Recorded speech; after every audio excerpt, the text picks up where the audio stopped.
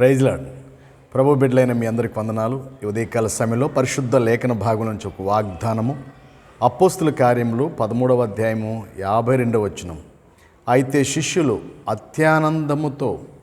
అత్యానందభరితులై దేవుని పరిశుద్ధాత్మతో నిండిన వారైరి.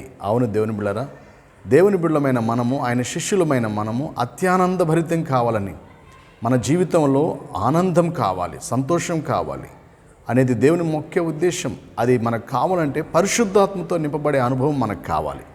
దేవుడు పరిశుద్ధాత్మ దేవుడు మనల్ని ఎప్పుడు కూడా నింపుతూ ఉంటాడు. చూడండి, మనము వాటర్ కావాలంటే వాటర్ నింపుకుంటాం, ఆయిల్ కావాలంటే ఆయిల్ నింపుకుంటాం, బండిలో ఆయిల్ నింపుకుంటాం. ఈ విధంగా మనకి ఏదైతే లేదో అన్నిటిని మనం తిరిగి రీఫిల్ చేస్తాం. అలాగనే మనం కూడా పరిశుద్ధాత్మతో నింపబడాలి. అప్పుడు మనకి ఆనందం, సంతోషం, ఆనందభరితులం అవుతాం. ప్రార్థన చేసుకుందాం. తండ్రి, నీ కృతజ్ఞతలు. అవునయ్యా, శిష్యులు అత్యానందభరితులై పరిశుద్ధాత్మతో నింపబడారంట. ఆ జీవితం మా ఒక్కొక్కరికి దయచేయండి. అలాగే నీ దినము నాయన దేశ విదేశాల్లో చూస్తున్న నీ బిడ్డలందరినీ దీవించండి. వారున్న సమస్య ఎటువంటిదైనా సరే వారికి అత్యానందమైన జీవితాన్ని పరిశుద్ధాత్మతో నింపండి ప్రభు, సహాయం చేయండి.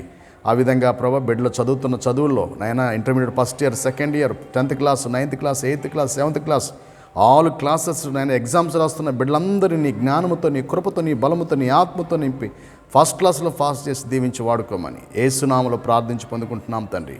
ఆమేన్.